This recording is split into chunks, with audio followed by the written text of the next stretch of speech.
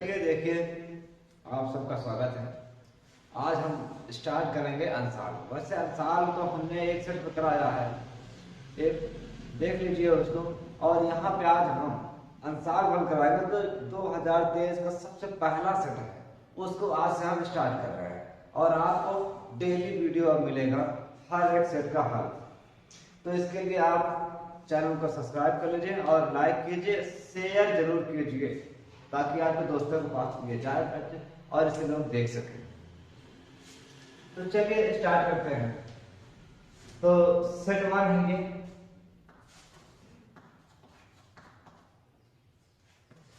जो 2023 में पेपर हुआ था और पेपर है 822 डीबी। तो 822 डीबी पहला सेट है, तो हम इस पे स्टार्ट करते हैं। देखिए प्रश्न आपको स्क्रीन पर दिख रहा होगा बढ़िया से, तो हम प्रश्न को लिखेंगे नहीं, आपको स्क्रीन पर दिख रहा है इसलिए हम यहाँ पे डायरेक्ट इसको हल करेंगे। तो चलिए देखिए सबसे पहला प्रश्न क्या कह रहा है, किन्हीं दो धनात्मक पूर्णांकों a और b के लिए कौन सा कथन सत्य है। तो देखिए पहले हम मान लेते हैं कि a और b दो संख्याएं हैं। अब अगर दो संख्याएं हैं तो उनके लिए क्या सत्य हो सकता है यह हमें जानना है। तो हम लोग एक सूत्र चलेगा पहला है a बराबर, यानी एक संख्या a बराबर मासा ए बी गुणे बी। तो ऐसा तो होता नहीं है, यहाँ पे डी वाला ऑप्शन सही है। अब डी वाला ऑप्शन सही क्यों है उसके लिए आप सूत्र जानिए। तो देखिए सूत्र आप जानते हैं, पहली संख्या गुणे दूसरी संख्या,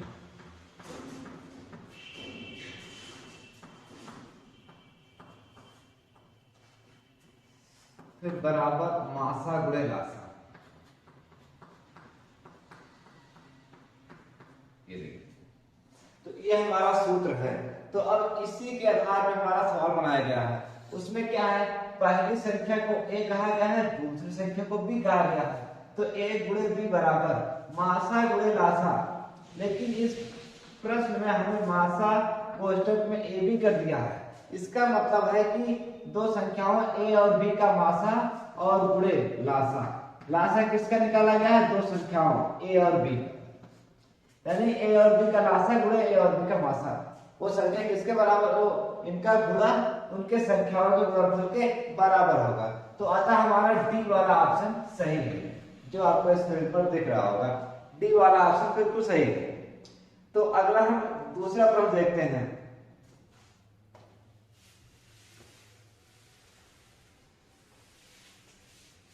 देखिए दूसरा प्रश्न है, स्क्रीन पे आपको दिख रहा होगा, साफ साफ देख लीजिए।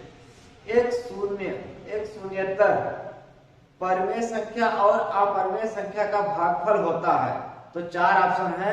तो पहले हम जानेंगे शून्योत्तर, परमेय और अपरमेय क्या है। देखिए पहले परमेय संख्या का हम आपको एग्जाम्पल बता दे रहे हैं। परमेय संख्या और अपरमेय संख्या।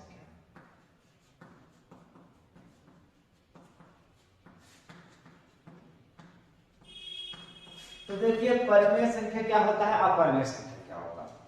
हम लोग जानते हैं जो भी अंक p अपान q के रूप में लिखे जा सकते हैं उन्हें हम परमेय संख्या कहते हैं। और q का जीरो होना चाहिए। तो यानी कि हम ये कह सकते हैं कोई भी संख्या हो, जैसे 1 2 3 4 सभी गिनती परमेय संख्या के अंतर्गत आती है। अगर ये माइनस में है, जैसे ये देखिए ये माइनस में है तो भी ये परमेय संख्या बन जाएगी, प्लस में है तो भी परमेय संख्या बन जाएगी। अगर यही बटे में होता है ये देखिए तो भी ये क्या है, परमेय है। चाहे बटे में हो, प्लस या माइनस में, किसी भी चिन्ह के साथ हो, चाहे प्लस हो चाहे माइनस हो, तो समझ लीजिए ये भी क्या है, परमेय संख्याएं होती है। अब देखिए अपरमेय संख्या क्या होता है। अपरमेय संख्या जैसे ये देखिए √5 है या √2 देखिए, √2 है, √3 है, √5 है और √6 है।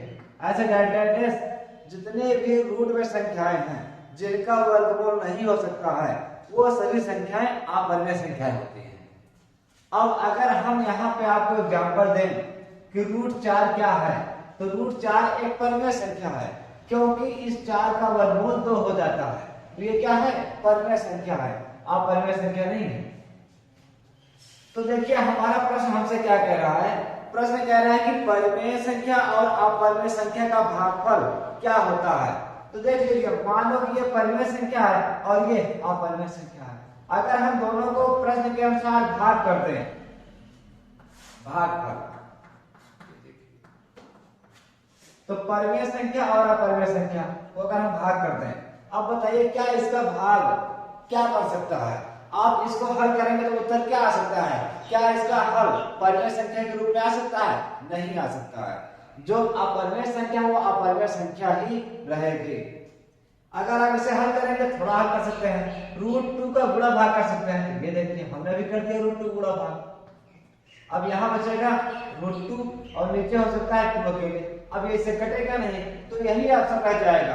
अर्थात इसमें भी रूट है, √2 है, ये √2 खत्म तो नहीं हुआ है, इसका मतलब है कि ये भी अपरिमेय संख्या है।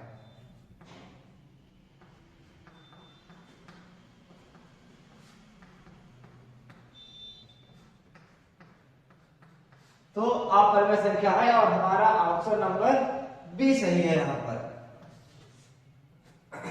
आप कोई भी संख्या ले लीजिए, एक परिमेय का संख्या है, एक अपरिमेय का संख्या है, अगर बटे कर देंगे, भाग का मतलब बटे होता है, हम जानते हैं, आप भी जानते हैं। देखिए a भागे b, ये भाग है, अब भाग को हम लोग बटे ही कहते हैं, ये देखिए a बटे b, तो हमने आपको बटे में ही करके दिखाया, तो चाहे आप भाग के चाहे बटे कीजिए। अब यहाँ पे कोई एक परिमेय संख्या लीजिए और एक अपरिमेय संख्या, अगर आप भाग करेंगे तो हमेशा हमेशा आपका अपरिमेय संख्या ही उत्तर आएगा। तो चलिए ये भी खत्म हो गया, अगला प्रश्न देखते हैं।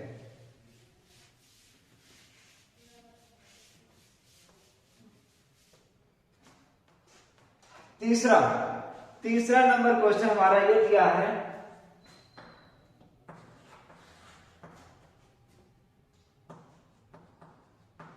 यदि यम बराबर 5 है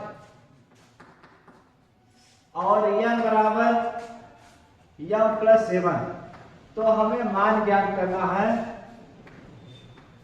यम स्क्वायर प्लस एल स्क्वायर का, इसका मान ज्ञात करना है। यह क्वेश्चन आपको पूरा जो बोर्ड पेपर में आया था वही क्वेश्चन आपको सेम स्क्रीन पर दिख भी रहा होगा, तो आप वहां भी देख सकते हैं और हमने यहाँ पे लिख भी दिया है। तो देखिए हमें इसका मान पूछा गया है, इसका मान पूछा गया है, यम स्क्वायर यम स्क्वायर का मान पूछा गया है, लेकिन इससे पहले हमें यम का मान दिया है, यम का मान कितना है 5, तो अब यम का मान हमें निकालना है, यम बराबर यम प्लस 7, तो यम का मान दिया है 5, तो यम क्या स्थान रखेंगे 5 प्लस 7 को उतार लेंगे, ये 7 5 12, यानी यम का मान हो गया 12। तो अब हमें जिसका मान ज्ञात करना है उसको लिख लेंगे, M square plus N square, M का मान हमें दिया है 5, तो यहाँ पे लिखेंगे 5, और यन का मान हमने ज्ञात किया अभी 12, स्क्वायर कर देना, ये देखिए। तो आपको वर्ग याद होगा, अगर वर्ग नहीं याद है तो आप लोग कम से कम तो 20 तक आराम से वर्ग याद कर लीजिए, बहुत काम देगा। तो 5 का वर्ग होता है 5 × 25, 12 का वर्ग 144, 25 और इसको जोड़ देंगे 5 4 9, ये 4 जो 6 और 1। अब इसका वर्गमूल करेंगे, इसका वर्गमूल होता है 13। ये देखिए आपको अगर वर्ग याद होगा तो वर्गमूल भी याद होगा, इसलिए आप लोग वर्ग और वर्गमूल पूरा याद कर लीजिए। 20 तक तो आपको रटना आना चाहिए, 20 या 23 तक आप लोग याद कर लीजिए। तो ये है ऑप्शन नंबर, यहाँ पर सी ऑप्शन सही है, सी नंबर ऑप्शन बिल्कुल सही है।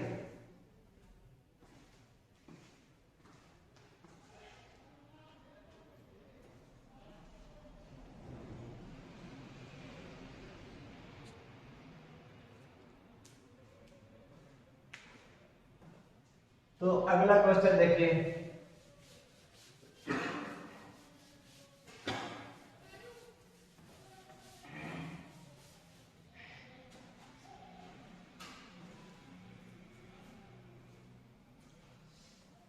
देखिए 4 नंबर क्वेश्चन दिया है, किसी परिमेय संख्या के समतुल्य परिमेय संख्याएं होगी।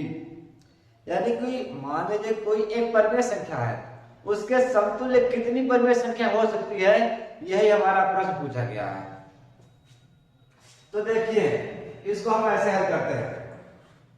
देखिए अगर समतुल्य की बात की जाए तो आपने कक्षा 8 में पढ़ा होगा या 7 में पढ़ा होगा कि समतुल्य भिन्न वहां पर बताया जाता था।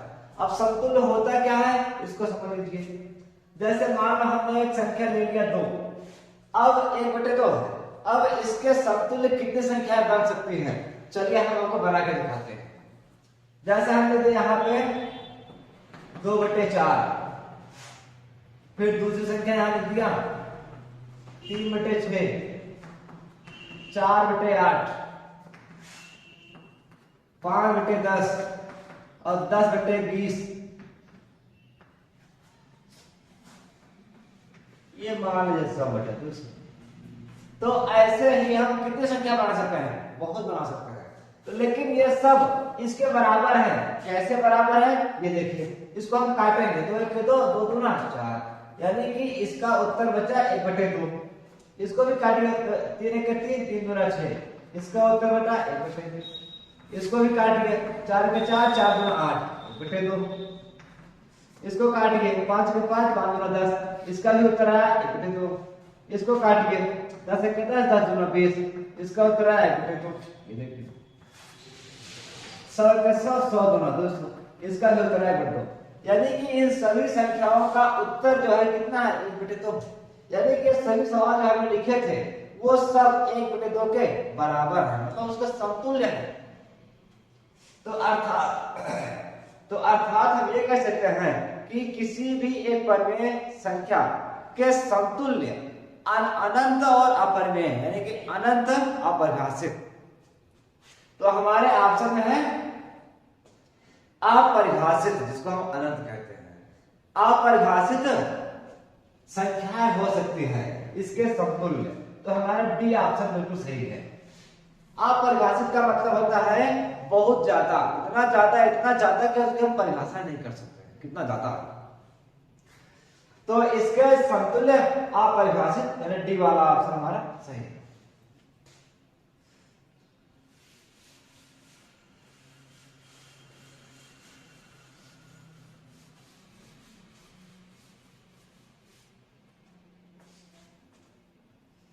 पांचवा नंबर क्वेश्चन देख लीजिए, आपको स्क्रीन पर दिख रहा होगा।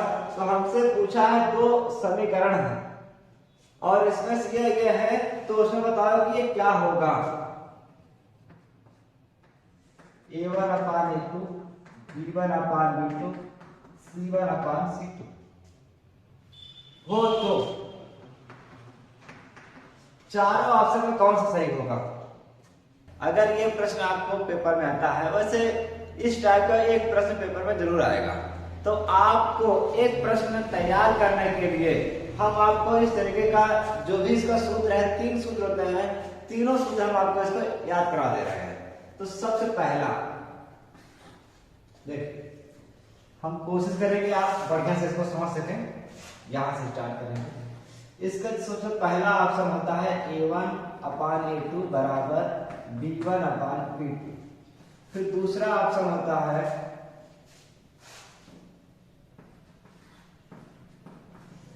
A1 B1 बराबर C1, A1 A2 बराबर B1 B2 बराबर C1 C2। एक तीसरा होता है इसी प्रकार से A1 A2 बराबर B1 B2 does not equal C1 C2।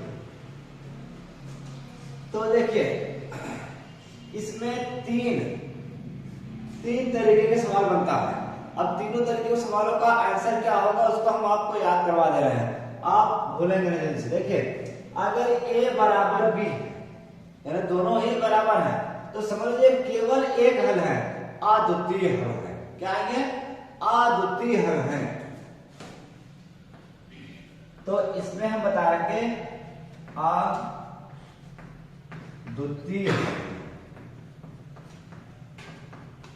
ये क्या है? अद्वितीय हल है, यानी कि इसके बराबर कोई हो ही नहीं सकता, अद्वितीय है।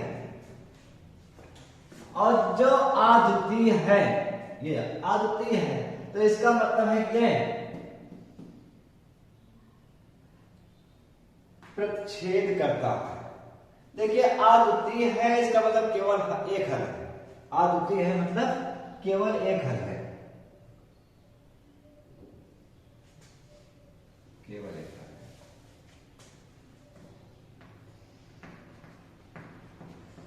केवल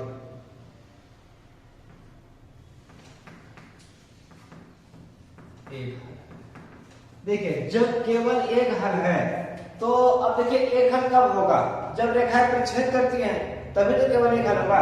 जैसे कि हमारा ग्राफ है, ये मान लीजिए ये ग्राफ है। अब इस ग्राफ में कोई अगर रेखा खींची जाएगी, ये देखिए अब ये दोनों रेखाएं L1 और L2, तो ये दोनों रेखाएं आपस में एक ही स्थान पर काट रही हैं।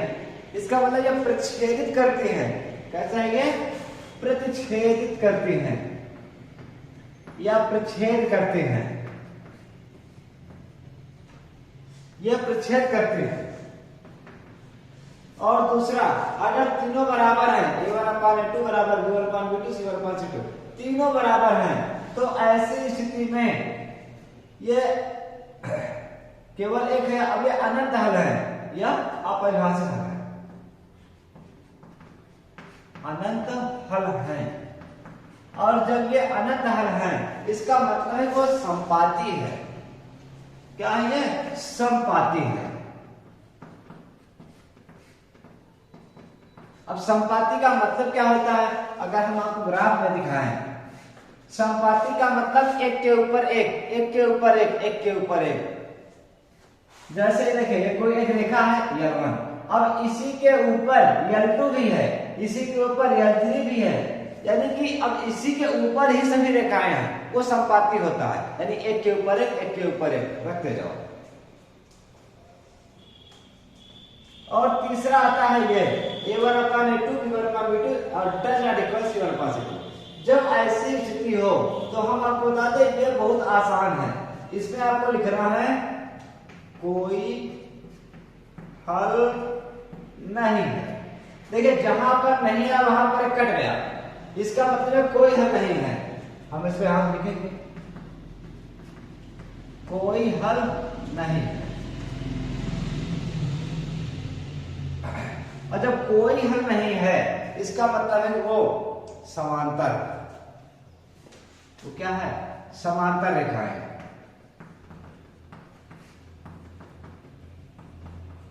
अब समांतर रेखाएं हैं, इसका मतलब क्या होता है? अगर आपको ग्राफ में दिखाएं, जैसे देखिए ये हमारा मेन ग्राफ है। अब अगर हम इस पे कोई रेखा खींचने से, ये देखिए एक रेखा खींचा, दूसरे का खींचा, अब ये दोनों क्या है? समांतर है, तो इनका कोई हल नहीं है। ठीक है, तो ये क्या होगा? समांतर। और ये समपाती। इसको आप अच्छे से याद कर लीजिए।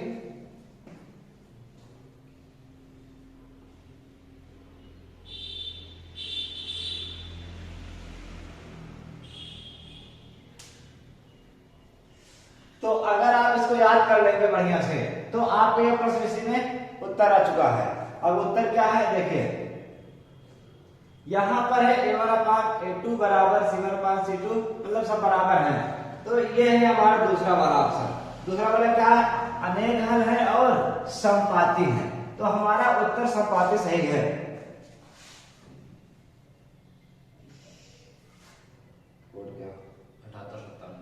तो हमारा ऑप्शन सही है, बी ऑप्शन सही है। जो समपाती लिखा है, बी ऑप्शन बिल्कुल सही है। तो चलिए अगला प्रश्न देखते हैं। तो इसको आप अच्छी तरह याद कर लीजिए और ये एक कॉपी लिख के आप रिवीजन कीजिए, अच्छे से आपको याद हो जाएगा। ये बहुत डिफिकल्ट नहीं है।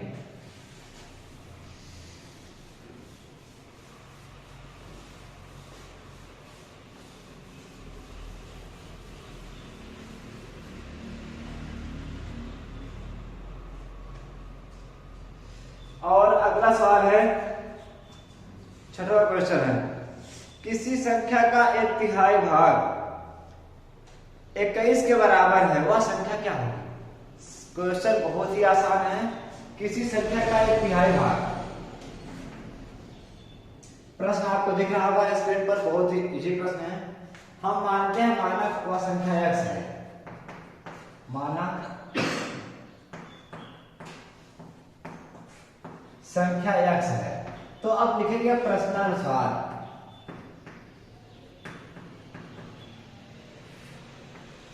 तो प्रश्न हमारा कह रहा है किसी संख्या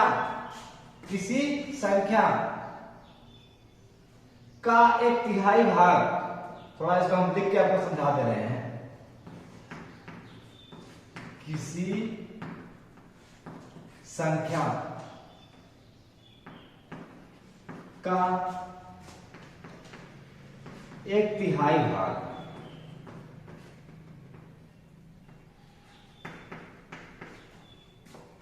21 के बराबर है।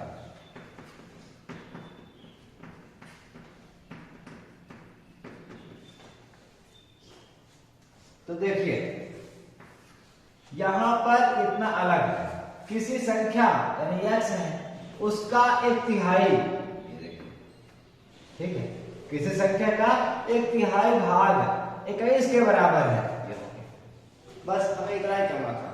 अब इसको हल कर दिया जाए, ये हो जाएगा 21 3 63, यानी वो संख्या हमारा 63 है जिसका 1/3 भाग 21 होगा।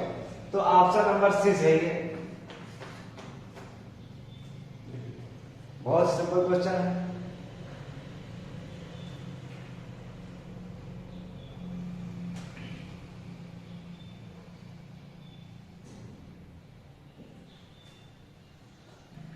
तो देखिए यह प्रश्न बिल्कुल ही आसान था।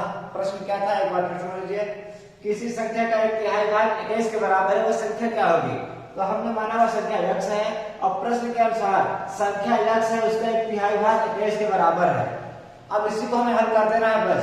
तो 3 21 गुणा करेगा 21 3 63, ये x बराबर 63 हमारा उत्तर आ गया। सी ऑप्शन बिल्कुल सही है। अगर आप चाहें तो इसे बिना हल किए भी कर सकते थे। बिना हल किए करने का मतलब, जैसे हम जानते हैं हमारा सी वाला ऑप्शन था ये 63। अब चेक कीजिए क्या इसका 1/3 भाग 21 के बराबर होगा?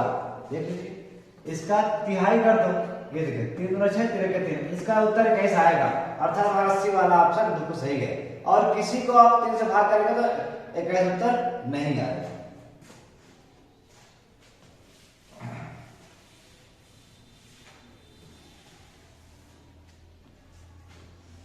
सातवां क्वेश्चन देखिए, यदि द्विघात समीकरण का एक मूल 2 है तो p का मान ज्ञात करना है। प्रश्न आपको दिख रहा होगा, हम हल करते हैं। x² 2x - p बराबर 0, और इसका एक मूल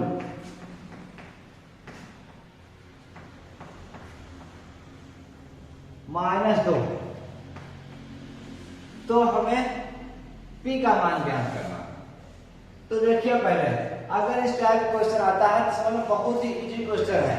और हमें इसे करना कैसे है, जो भी हमें एक मूल दिया होगा इस मूल का मान इसी में रख देना है। अर्थात x बराबर -2 रखने पर इसी में रखना है, तो ये क्या हो जाएगा x का मान -2 रखेंगे, -2 का स्क्वायर प्लस 2 को उतारेंगे, x का मान -2 रखेंगे और -p को उतार लेंगे बराबर 0।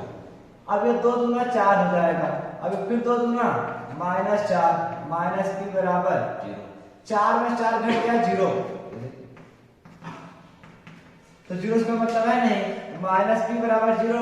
अब -p पर लगा दो, दोनों पर माइनस को गुणा करके, तो माइनस चाहे प्लस हो तो 0 तो 0 ही रहेगा। अतः हमारा उत्तर है ए वाला ऑप्शन बिल्कुल सही है, 0। आप देख रहे हैं ए ऑप्शन हमारा बिल्कुल सही है।